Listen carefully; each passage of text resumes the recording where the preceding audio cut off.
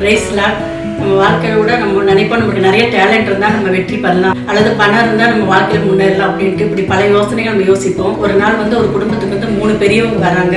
அந்த பெரியவங்களை கூப்பிட்டு அவங்களுக்கு விருந்து பண்ணுறாங்க. விருந்து பண்ணோன்னா அவங்க 3 பேர் சொல்கிறாங்க, ஒவ்வொருத்தருக்கு ஒவ்வொரு ஆசீர்வாதம் இருக்குது, உங்களுக்கு என்ன ஆசீர்வாதம் நீங்கள் செலக்ட் பண்ணுங்க, ஒன்று தான் கொடுக்க முடியும் அப்படின்னோடனே ஃபர்ஸ்ட் நம்பர் என்ன சொல்கிறாரு அப்படின்னா, எனக்கு அன்பு இருக்குது, என்ன செலக்ட் பண்ணினா உங்களுக்கு நிம்மதி சந்தோஷம் கிடைக்கும் அப்படின்னு சொல்கிறாரு.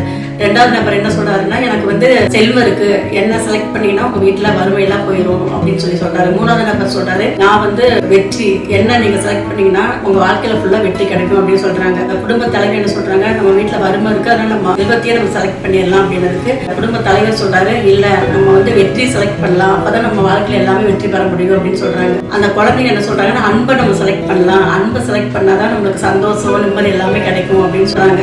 அப்போ அவங்க கொஞ்ச நேரம் டிஸ்கஸ் பண்ணுறாங்க. பண்ணிட்டு குழந்தைங்க சொல்கிற மாதிரி நம்ம அன்பையே செலக்ட் பண்ணிடலாம் அப்படின்னு சொல்லிட்டு அன்பை செலக்ட் பண்ணிடுறாங்க.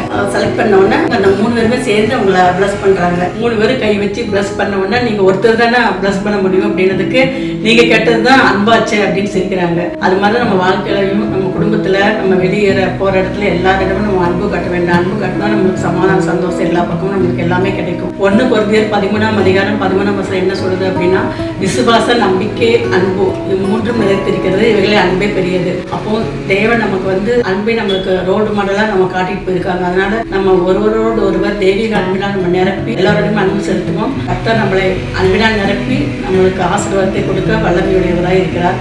கர்த்தர் நல்லவர், அவர் கிருபை என்றும் உள்ளது. God bless you.